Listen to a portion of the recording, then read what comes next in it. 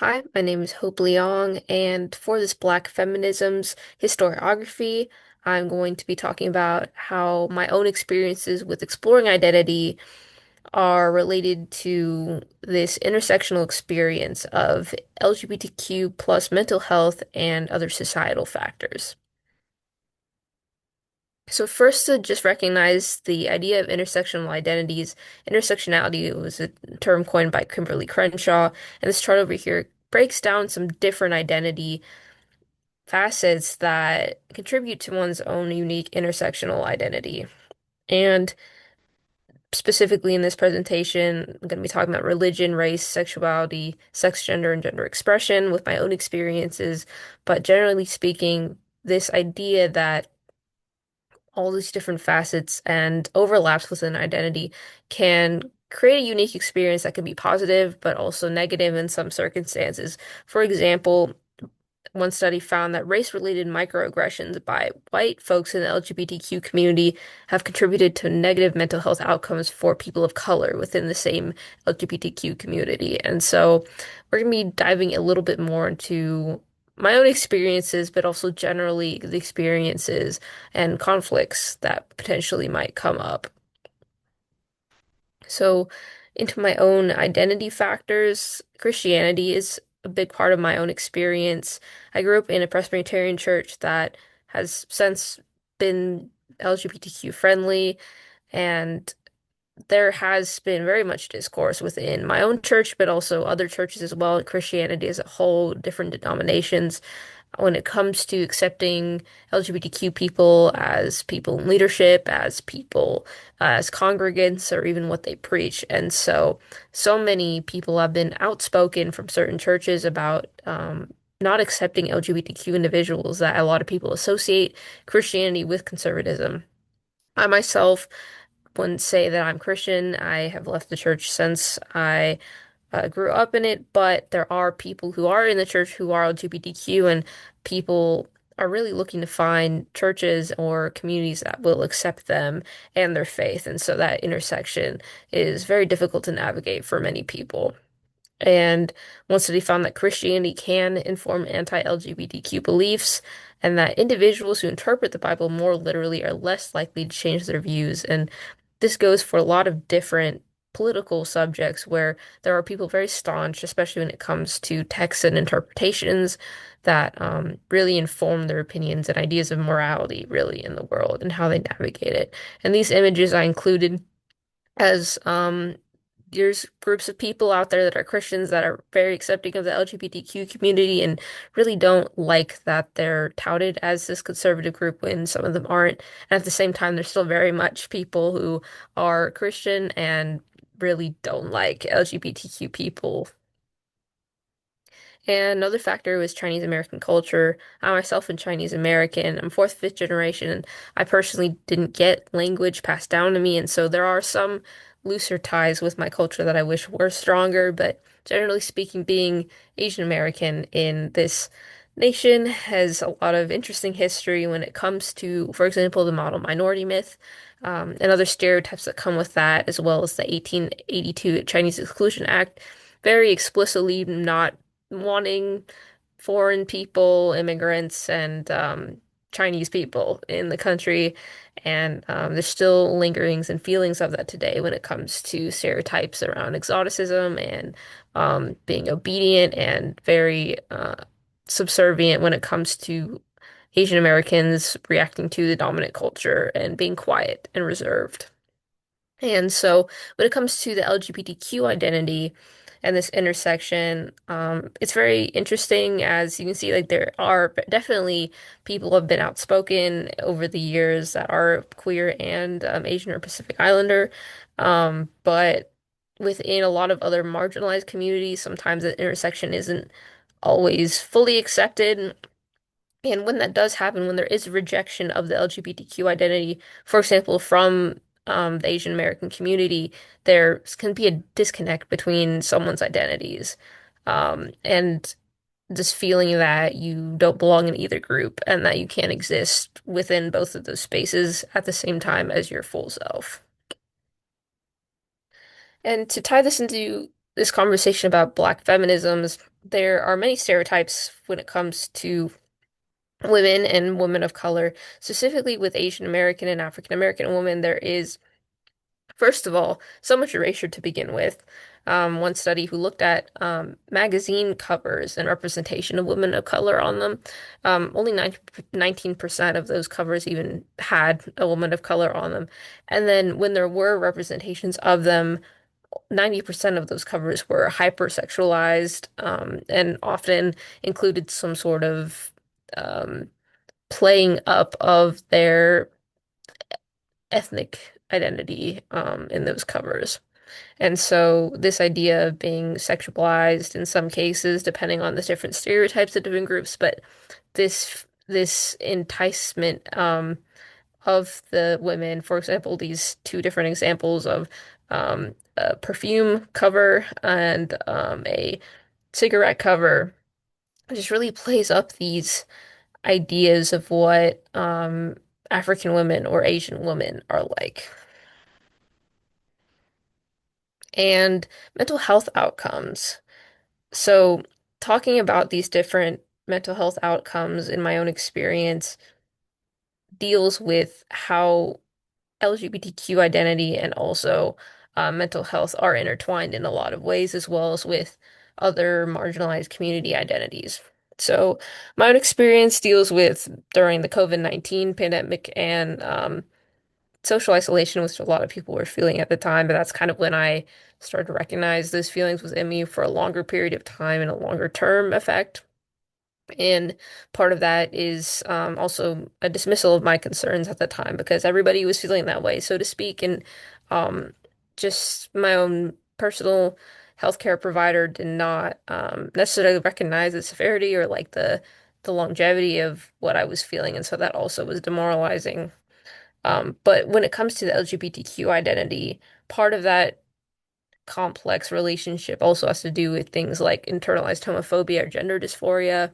And internalized homophobia, which is, I really like this image of this individual with all of these ideas of societal um, messages and also feelings, is this idea, it could be also about race or any other identity, but because society tells you that all of these things are normal or this is what you're supposed to be like. And when you don't fit into that mold, you start to feel self-hatred in a lot of different ways. And gender dysphoria is this feeling of not feeling like your body or gender expression fits into whatever you feel that your gender is. And so that also creates feelings of discomfort and sense of or a lack of belonging. And one study found that LGBTQ individuals are more likely to experience severe depression compared to heterosexual folks. And another graphic also has similar results. Anxiety is another very common experience for many people with varying levels of severity. For myself, during this time of COVID, when I was kind of navigating that TED space, anti-Asian hate crimes were not helpful. Um, and just that connection back with cultural identity was part of that. And academic stress was another one of mine that was causing me much anxiety. But when it comes to the LGBTQ identity side, imposter syndrome, which deals with this idea that you don't belong where you're at, or maybe you don't deserve where you're at, or something like that. So for me, when it comes to LGBTQ identity, as I was navigating this questioning feeling, um, I was wondering if I was overthinking things, if I wasn't really bisexual or really queer at all, and I was just getting influenced by people online coming out and other just ideas in the media, which is another conversation, another talking point that people will deny that people's sexuality for. In addition to that, anti-LGBTQ policies have been going on for quite a long time. A more recent one that's pictured is about the Don't Say Gay um, bill in Florida and some people protesting that. And so that also adds on to this feeling of being afraid to come out and really explore that side. And one study found that LGBTQ individuals are more likely to experience anxiety compared to heterosexual counterparts. And a survey done by the Trevor Project also breaks down some similar findings about how people have experienced anxiety within the LGBTQ community.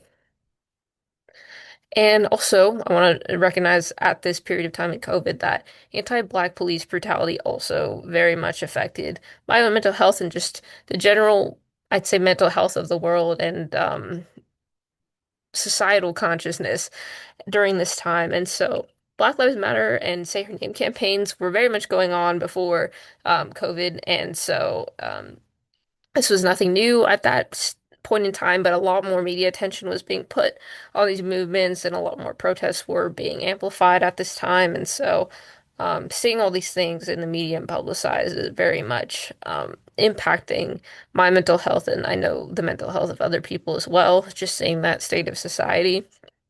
And one study found that neighborhoods with higher exposure to police violence are associated with higher rates of mental health issues, which it's not too surprising, but it really just goes to show how much of this impacts people in the community, even if it's not someone they knew or um, not someone they really identify with necessarily on like an identity similarity level.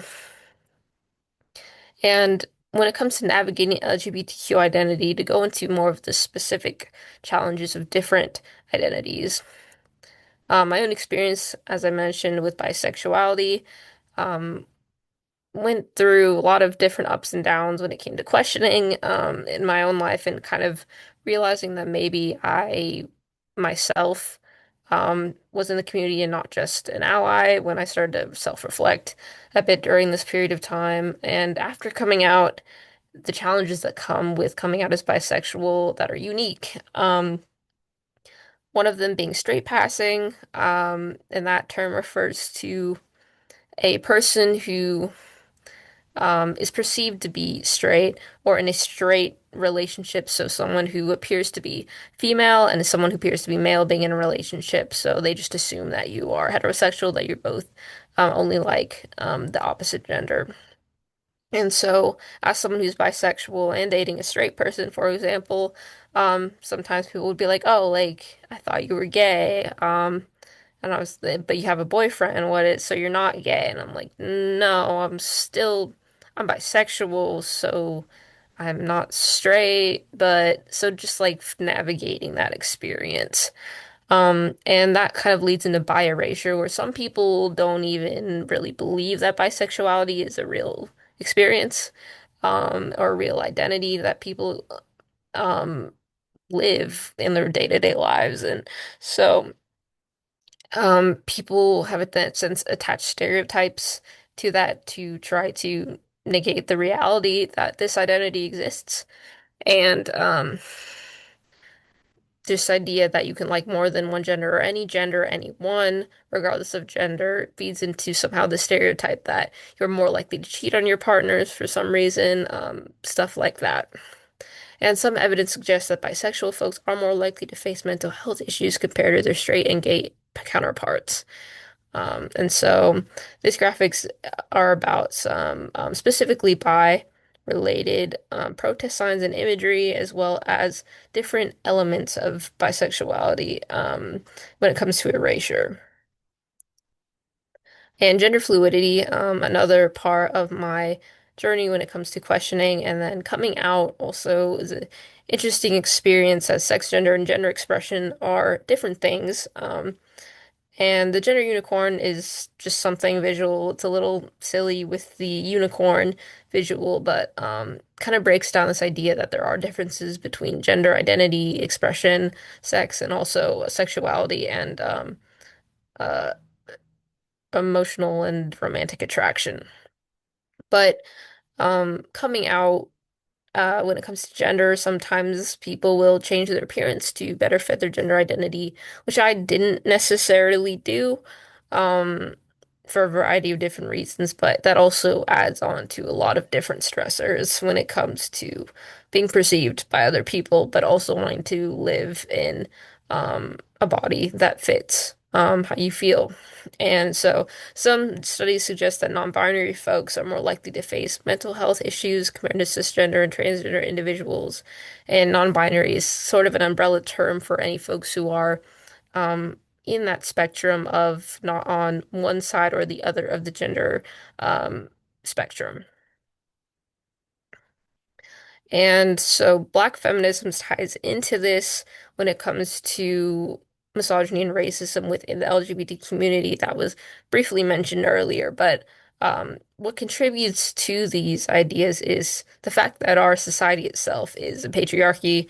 It's also very Eurocentric, catered towards the white male gaze in many ways, so to speak. And so in reality, the lack of women of color being publicly represented in the LGBTQ community has created an association between queerness and whiteness being the standard for being LGBTQ. And so that is a big part of why there is this lack of acceptance of people of color, of women of color, of black women.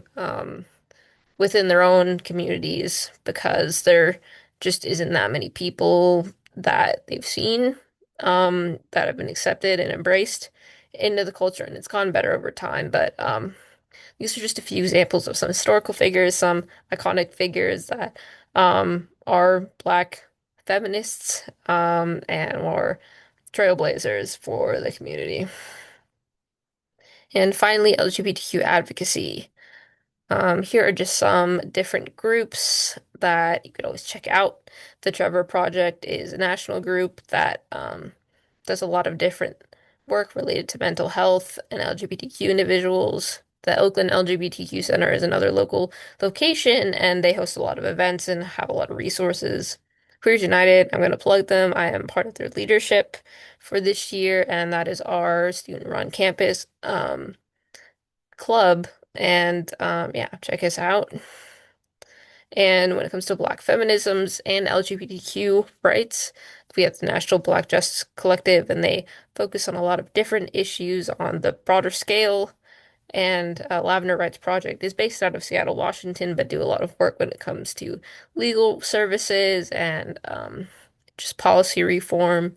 And then Black feminisms in San Francisco locally, the Queer Women of Color Media Arts Project, they encompass all queer women of color, but specifically also includes Black queer women. And so they give artists the opportunity to create movies and projects that they want to. And thank you so much for listening, and I hope you learned something.